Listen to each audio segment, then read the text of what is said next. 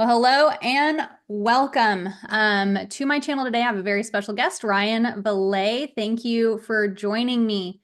For those of you who don't know, Ryan is agency owner. You've been in Final Expense for a while, and I kind of wanted to pick your brain because we got a lot of agents on this channel, a lot of new agents who are coming to the channel who are working towards getting their license, and some who are kind of in the infancy stage trying to find home and navigating the waters. So purpose of the video, y'all, is just to get more wisdom and knowledge along the way in the journey. So without further ado, Ryan, how are you doing? Yeah, I'm doing well. Thanks for having me.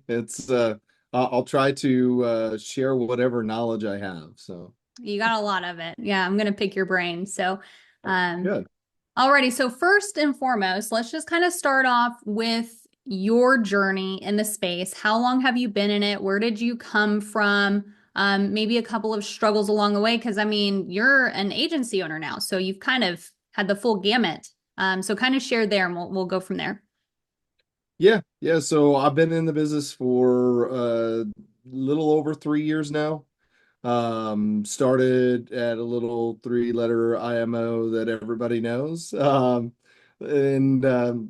just I really, to be honest with you, didn't have much of a problem over there. But was told that there was a better situation somewhere else. So I was like, all right, let's move. And then you start to learn a little bit more from there. And the interesting thing about how I got into selling life insurance, because nobody, you know, dreams whenever they're a little kid to become a life insurance salesman, So it really just kind of fell in my lap. I didn't even know what I was getting into and wanted to own my own business. And somebody told me that, hey, look, this would be a good fit for you. And I was like, all right, whatever. And you can make a bunch of money. Let's do this. So didn't have a clue what it was all about. And like I said, that started at the three-letter IMO, and then it moved from another agency or another IMO that did all in-home, all direct mail. And I initially started going in-home I was with gonna ask you that. Okay. yeah, So yeah, the the three very letter first. IMO, that was door to door, knee to That knee, was it started in home. whatever they call it. Okay. And that's where I found that this business, this industry is actually really beautiful. And the fact that I started in home and I was doing okay. I thought it was normal to make several sales in your first week, right? And they're like, "Oh, great job." And I'm driving around everywhere, just breaking my back. I guess I wasn't working that hard, to be honest, but I was driving around everywhere. And I thought, man, if I don't have to do this, why am I doing this? I started hearing more about telesales. And that's the interesting thing is then telesales really was not that popular. It was just That's starting to coming out, gain right? popularity. 3 years ago. Yeah. Yeah. Yeah. Hmm. So I was talking to my upline at the time, and I'm like, man, I came from a job that did everything over the phone. I sold over the phone and everything. So I was like, man, why don't I just do this from home, over the phone? I was like, am I allowed to do that? He's like, dude, this is your business. Do it. And I was like, I get to choose what I Choose. want to do. And that really is a beautiful thing. You can choose. And so I started and had no guidance whatsoever. So Mm. and was fairly well off on funds. So I had credit, the whole nine. So I didn't hesitate to buy leads. I know a lot of people are very scared about buying leads, and rightfully so. It's a lot of money. And so I spent a lot of money in a lot of areas that had I just had a little bit of guidance, it would have made all the difference. So let me ask you there with the guidance. I mean, because you have sold at this point. I mean, you've done it face to face. You know the system and the process. You know the end result. You know what objections you might get from someone wanting to buy like a policy. And this assuming is this is final expense, correct? Correct. Okay. Well, actually, I should take that back. Actually, I was doing mortgage protection and final expense all at once. So if I Okay. ran into somebody who was looking for mortgage protection and they couldn't You would. qualify for, yeah, I would just flip them to whole life, and Okay. But our see, final the response. objections would still be the very much similar to what you would probably encounter on the phone, minus like maybe social might be different on the phone. So, what is it that when you say that you kind of like hit this road bump and you were wasting money or trying different things, what was lacking in that experience? Because you could sell the product. So, where's the gap? So the in-home problem for me, and this is where I actually learned this at the following IMO, because they were all about in-home and doing that. They actually said that, look, if you can do telesales, you're a unicorn. That is unheard of. Nobody does telesales. And that is literally verbatim what they told me. And I'm like, man, that just doesn't seem right. Right. Like, I mean, I get it. Not maybe it's not it for everybody, but just doesn't seem right. So I went in home reluctantly. I went in home and I thought, I'm gonna kill this. Um, only and throughout this whole process, right? Like my everything of mine changed about 1,000 times. The only thing that remained consistent was I knew how to sell, right? Right. I was just selling in a different way in each situation, and well, honestly, I never was really looking out for the client. I would say the biggest differentiator or the issue with selling in home is there's a cap to how many hours you can work. Hmm. There's a cap to how many people you can talk to. I think that's a better way to put it. Okay. So I, especially being rural, I live out in the country. It's from house to house. Even if I go to in town, you don't get it's a small area, Hmm. so you don't get so many requests within a condensed area. Hmm. And I Lots of didn't know travel. that. That was another lack in guidance, even from the people who were the masters, at the new IMO. Nobody ever explained that to me, Mm. that look, you can actually if you choose the right lead areas, then your leads will be more condensed and you won't have to drive so far. But even then, um, the no matter how you look at it, if you're going in home, you're limited, right? You can only get to so many houses. Right. You can be more efficient with it, but you can only get to so many houses. And I absolutely disdain going in home. Now, if I knew everybody's house was going to be clean, there was Yeah. that everybody was going to be a decent person. I mean, I literally had a lady one time, as soon as I walked into her house, you're not going to scam me. I'm like, what are you talking about? Like, Yeah. just making conversation, so uh, You it can was, see the claws come out. Yeah. yeah. And it's completely different in person than what it is over the phone. You could tell me that over the phone. I'm like, look, I don't care. It's really weird when you have a mother and son cussing each other out. Yeah. Very awkward, and you almost don't know what to do. And again, you spent the time driving to this. Like, I drove a half hour to this house, and Yeah. that would happen, not necessarily the crazy stuff like that. But I mean, there were oftentimes I drove an hour between appointments, Yeah. you know. That's what really um blows my mind about the transition in the industry because I've never done the door knocking, the knee to knee. I've never done that. And what blows my mind is there's agents that have created a living and have done really, really well before the telesales division started popping up everywhere. And that was their lifestyle. And so now it's like, how do you not win in telesales? Like you don't the windshield time's non-existent. Your safety is not an issue, except like if you just like eat a bad diet and sit on your butt all day, like you might have a heart attack eventually. But it's okay. So lead into going the transition from in home to over the phone. Yeah, so it became so as far as going in home, it came to the point that I was ready to quit. I literally was telling my wife, I just don't think I can do this.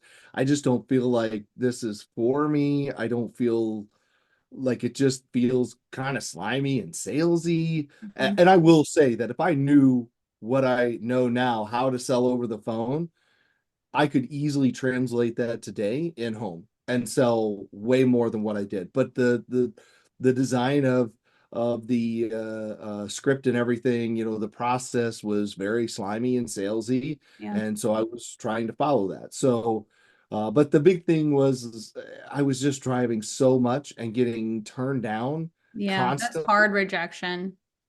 hard rejection. And I hate driving. I hate being away from my family.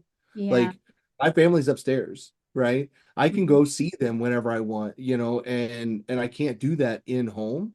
Especially whenever I'm an hour away from home and it's 8 o'clock at night. Yeah. You know, I'm gonna get home, they're gonna be going to sleep, and then I'm gonna get up and leave super early in the morning again. So it just came to the point that I was like, I gotta stop. I can't, I either gotta quit or I gotta go somewhere else. So said I'm just gonna start doing telesales, started to kind of figure telesales out again. And then shortly after that is whenever I hooked up with Dave, DuFord, and you know, things started, progressing from there. I met a couple of people, started running my own ads, and not knowing what the heck I was doing. I Yeah. wouldn't recommend that for many people, that's for sure. But Yeah. So yeah. let me ask you this. When you had started telesales, you were with a different IMO or agency. And Mhm. then what was the drive to switch at that point? Were you struggling in telesales? Were you just was something, what was missing that made you pivot over to do forward? Yeah, so as far as the switch to Ford, going to telesales, I was already in telesales before I went to DeFord Okay. because I was Yeah. going to figure it out one way or the other. Mm-hmm. And I met Dave at an event, and I was, actually with Cody Askins, and I was like, man, I don't know what I need to do to change things up, and I was kind of asking questions. He's like, why don't you come join? I was like, oh, okay. I didn't Okay. know that was on the table. Let's do this. So, Okay. um, so that switch just kind of happened because there was no support where I was as far as telesales. And by So support, what do you mean? What's no nobody support? did. Nobody, literally nobody did telesales at all over there. Okay. Okay. That makes sense because that was a while ago. I mean, now someone comes into telesales, you got their support. I feel like there's support everywhere as long as you're not into like some MLM hype fest where they say recruit and sell friends and family, like you can find support. Yeah. Um, I okay. would say there's still really not a whole lot of support with that IMO whenever it comes to telesales. They're Yeah. still very, very heavily in home. And then again, not to bash them in any way. Yeah. But it's just the I would like reality to of it. highlight that though with you for a minute because again, I've been in telesales my entire career path so far, and there's been a complete lack of support. They preach that there's support, and then you go in there and it's like, watch a couple training videos, and here's our script, good luck. So Yeah. when you say support, because now you're training agents, and this is kind of where I want to highlight for the agents out there that do watch this channel, like when it comes to support, and if agents are kind of in a situation where they are looking around and they're going, okay, am I in a good spot? Like, is it the systems around me or is it a me problem? What are some things that you say, here's what support really is? Define that from an agency owner, and you train agents. So there's different levels of support, right? For us, there is a beginner support, which is just figuring out all the nuts and the bolts, right? Like figuring out all, because there's so much to learn. It's so hard, even just for me, whenever I started just getting into insurance pay, I'm like, where the hell do I click? Like, what? I had to watch a YouTube video that didn't even really pertain to what I was doing to just learn a little bit about it to make sure that I don't Just mess it like to up. onboard and understand where you need to Yeah. go to make sure you're right with the carriers, make Yeah. sure you have access to what you need to. So that's like entry level beginner support. Make sure you Yes. can plug in. Yes. Yes. That's exactly it. Learn the script, have somebody to listen to you screw up the script, do some role plays and everything. That's beginner level support, right? And that for me coming into the business, that was just I watched an enormous amount of YouTube. Just I had no idea how much of an outsider I was, how much I was actually listening to YouTube. So I watched a lot of YouTube to figure out how to get those things done. But our agents now, that's again, that's what we're there for, is to help guide you so you don't have to go to those YouTube videos. And I will add that it's not absolutely terrible to have videos, to have training videos, especially for the start. But it's more so the intermediate, the more um, from what is a novice training would be how to actually sell. Hmm. How to sell, I like to call it how to sell without selling, because that is a lot of what this business is, I believe. Um, the old life insurance sales, my dad actually was a life insurance salesman all growing up, right? I Okay. remember him being in the basement at his crappy old desk, making calls so they could be gone, for 4 or 5 days, Wow. him and his partner. And um, when it comes to the old style selling, it's going in there and being like, oh man, Ashley, that's a beautiful wallpaper. Oh, and I just love those plants. This is so pretty. Oh my gosh, that's the old Yeah. style selling and just Mhm. chumming it up. Now you don't have to do that. And the majority of people pick up on that, you Hmm. know. Yeah. Majority of people understand that that's just a facade and that you're not, you don't really give a crap, Right. like, and that's the reality of it, because you don't. Anybody who says that they really, really care, I'm not saying you don't care about your clients, right? Right. But you don't care about, you just met. If you care about somebody that much, you got a problem, like Right. it's a It's a little little weird. creepy. So Yeah. exactly.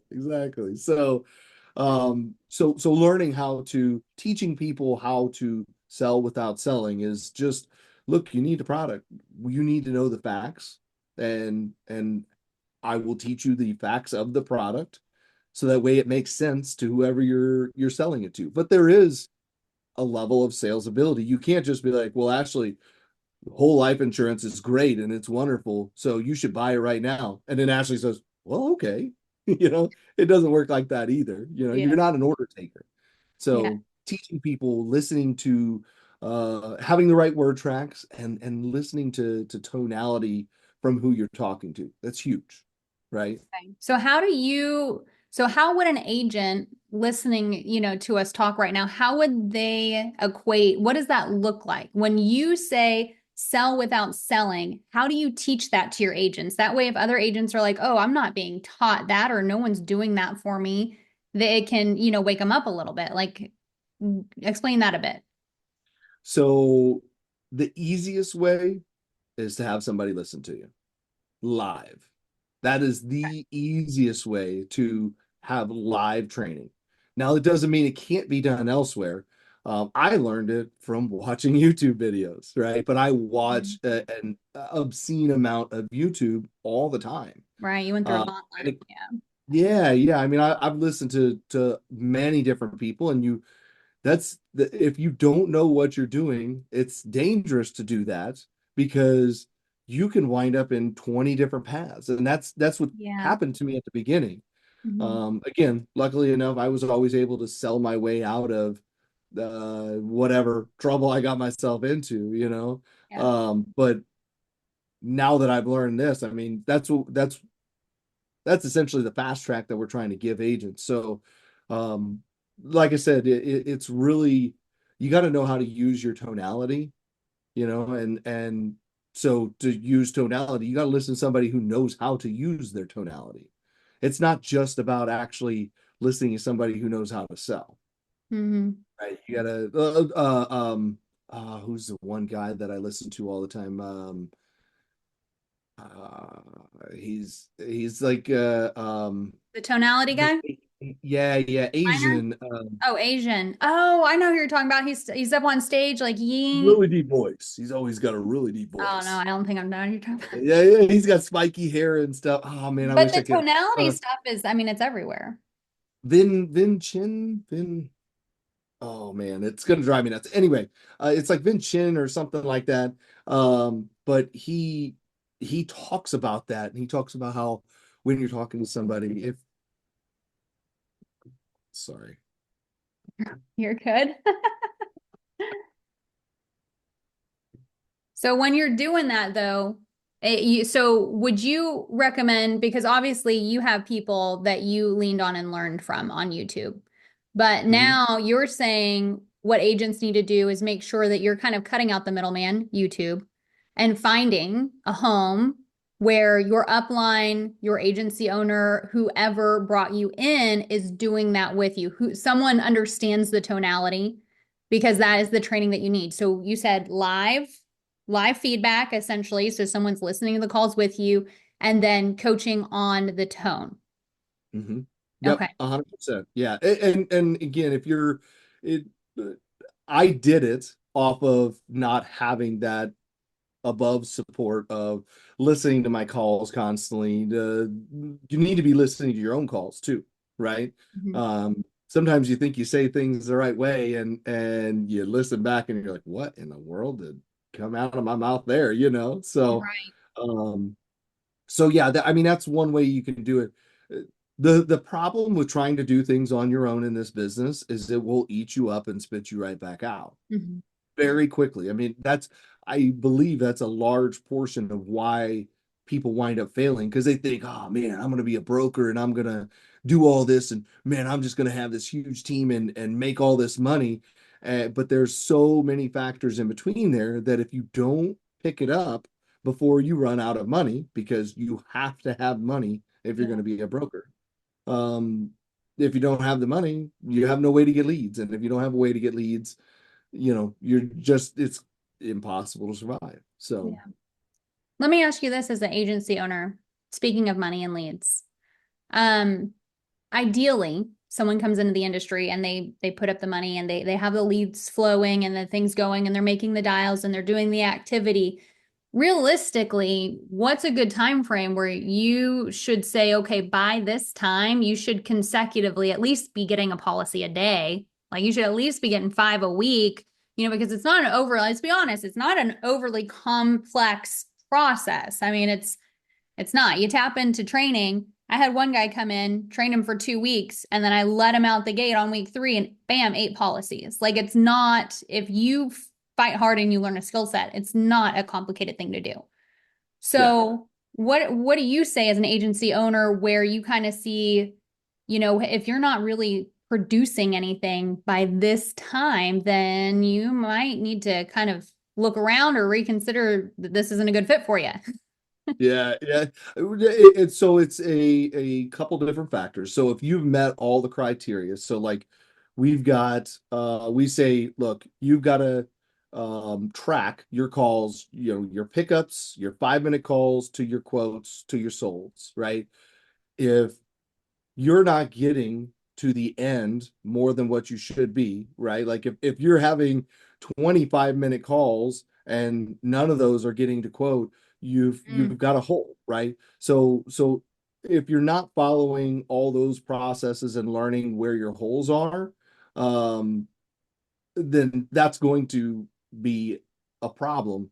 Um, but if you've got somebody who is watching you, we've had that person that literally just cannot sell their way, out of anything.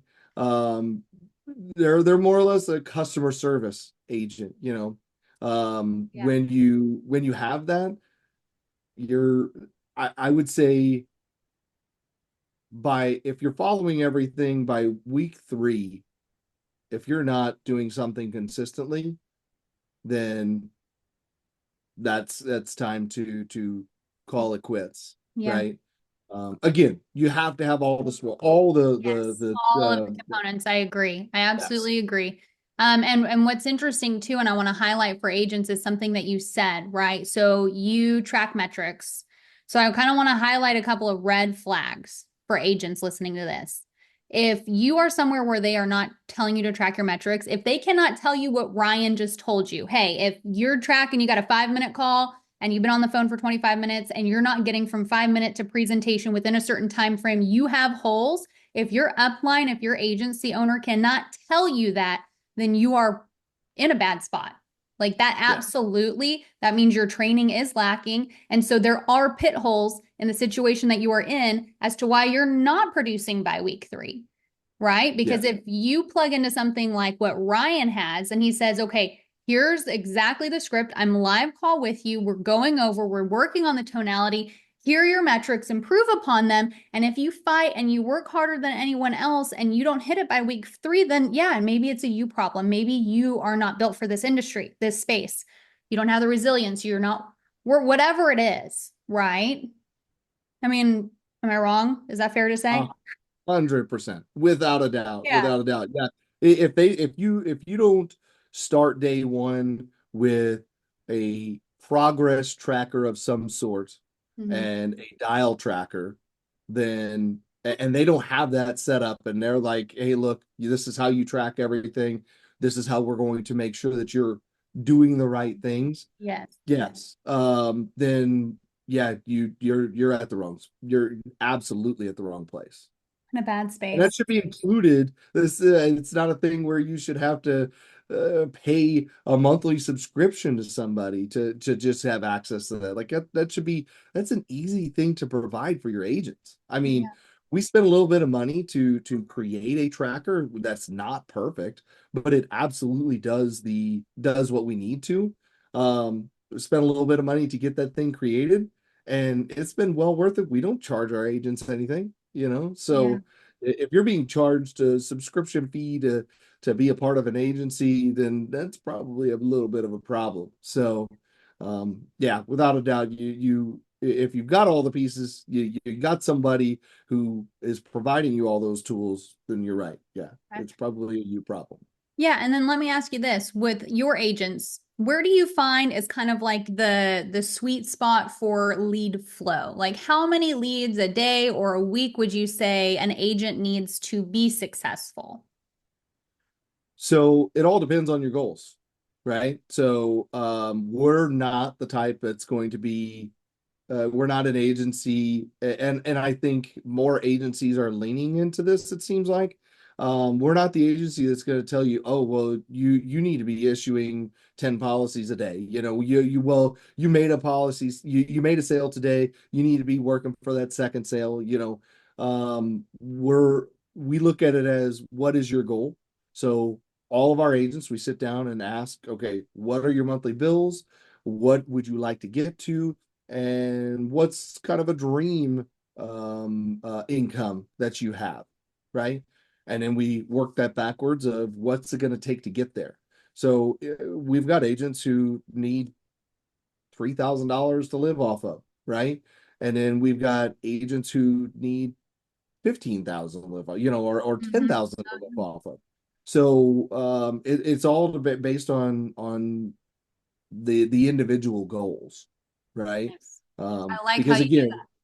So again, yeah, yeah, I mean, there's another red flag, right? Is where you are at right now in your agency. Did they stop and say, okay, let's dissect this. Let's do the math. Here's what you need to do to obtain your goal. Because you can work the math backwards. You can say, okay, if I need to do 80,000 a year, let's work it backwards with the averages and then account for the 20% chargeback that's bound to happen. Like you can literally break it down to how many policies a day that looks like. 100%, Yeah. without a doubt. And if you're again, that's another thing that if someone is if where you're at is not doing that for you, or at least offering it to you, they probably only have one thing in mind, and that's to make a little bit of money off of you. Hmm. Because there are plenty of places out there still that are churn and burn. They're not worried. I'm not saying that they're just itching to get rid of you, but their business model is almost based on get you in and get you out. Hmm. Right? Like or get you in and it's okay if you get out, right? Yes. Well, because they're That's making their money along the way off of you, right? It's either their unique leads that you're buying way above, like way above what cost is, or they're getting you to reach out to your friends and your family to get policies so they make the override. And then when you leave, you're not getting months 10, 11, and 12, right? hmm Your upline's getting it. So they make their money probably 3, 4, 5 way fold. There's probably ways yeah, they're earning money I don't even know about yet. yeah. But they get it. Yeah. Yeah, I've got a buddy who his wife just recently went to work for an agency, and that's exactly he's like, yeah, you got any pointers for her? And I was like, first of all, I was thinking, man, why in the world did you send her there of all places? Yeah. And then he kind of um I think he got a little offended whenever I told him my opinion of where she went, and it's one of those term only carriers and or agencies, and um, he's like, yeah, she's trying to talk to friends and family and this and that, and Oh, he, yeah. we're really struggling to find options, and I'm like, well, that's why, Yeah. because the problem with this business is the low guy on the totem pole, the guy at the bottom of the MLM, and all of it is a style of MLM. MLM can be good in a situation. Yeah. The cult-like form of it is not great, but um, the style of MLM is great because it incentivizes those above to help the ones below. Yes. But not everybody above has the same care Hmm. as others, right? Because it's harder. It's harder to really teach somebody how to do. I mean, I can't tell you. I mean, there's been plenty of agents that we've had who come in and we spend hours and hours and hours of time with, and partially, to our own fault. Sometimes you gotta learn when to cut the cord. But we spend a ton of time with them, and then they're just like, "Yeah, I think I'm done." Right? Like, what are Yeah. you talking about? Like, we lost out on $10,000 just by training you, you know? Hmm. And so there's plenty of people in this business that way, but when you have Which the right also things is, in place, yeah, because that happens, that's where you get these really crappy MLM models because it's happening to the uplines. They don't like it. So they're like, well, how do we make the system work for us? And then it's no yeah. longer about caring or serving the one below you, right? So it is a vicious cycle. And I think that is why the industry, there's so much noise that fail out so hard and fast because there are really good agencies. There's really good places to go to. It's just a matter of finding them and vetting them and knowing what to look for, which is why I love creating this type of content because this is exactly the type of content I needed and I leaned on to find my way in the Yeah. industry. So a couple of things I just want to highlight again real quick. A couple of red flags that stuck out to me that you mentioned. One is the chumminess. If you are being taught how to be chummy, you might want to rethink and find a better script. Mhm. Don't learn on your own. Don't, and this goes back, I think I said when you had me on your channel, I am a big proponent of follow the person with the arrows in their back, right? What you did, Ryan, going out on YouTube land, you got hit with arrows in your back. You fell down, you were marred. So it makes sense for someone to follow someone like you because you have the arrows in your back. They don't have to go and do the hours and hours and hours on YouTube, right? So red flag, don't try to learn on your own. Find someone else that's charted the path before you. And then another red flag is if your upline agency is not doing any, if they don't have goals and if they don't say, hey, with inside these metrics, if you're not doing this, you are failing. That is Mhm. a red flag. So Yeah. awesome. Anything else that you want to add? Any words of wisdom, insight that you could give to agents? And then also let agents know how they can reach out to you. Yeah, as far as insight, so everything that we've talked about has been, find the right person. The worst thing you can do, the other side of this, that is as far as the worst thing that you can do is to overanalyze. That would be the other the other stereotype, or the other type of agent that we run into is, well, so let me break down the numbers. So this penny doesn't really line up with this penny. So where does this figure come? And well, Yeah. so if I were to do this, then I would get this. And they want to literally look into every last little thing. And I'm sorry, if you are not someone who is willing to take, I'm not saying, look, I'm a jump first, look later, Yeah. kind of guy, but I'm not saying you have to be that. But Right. if you overanalyze everything to the point that you're not actually doing something, Right. It's going to make it impossible. You're just likely not to do it.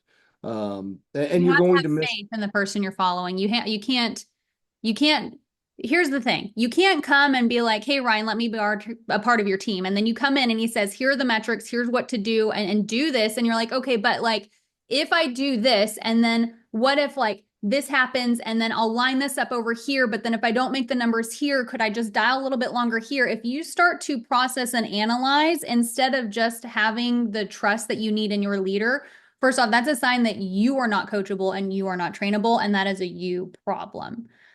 So definitely, yeah, definitely watch out for that because that is a very good point. I have run into agents like that and it's crippling. You can't, they don't, you get so worked up, you become your own barrier and you can't get through your own wall. It is very hard to train and coach someone like that. Absolutely. Super difficult. Yeah, Yeah. and again, it doesn't matter how much time you spend with someone like that. They're just always going to overanalyze it, and it's never going to move anywhere, you know. Yes. So you Agreed. definitely have to be willing to jump at least a little bit, you know, and Yes. know that there is a semi-soft landing, you know, at the bottom because you've got somebody. Yeah. Again, that's the biggest thing Yes. is especially if you make the decision. I would say that's the big thing is if you make the decision to take that leap, trust wholeheartedly that whatever you're being told is right. Yep. That's Do you know, your due diligence up front, and then if they check all the boxes, you don't see any red flags, trust them and go with it, and don't look back. Don't question yeah, because you don't know. You haven't been there. You have yeah. no arrows in your back. Okay, Yes, Ryan. yes. How can people find you?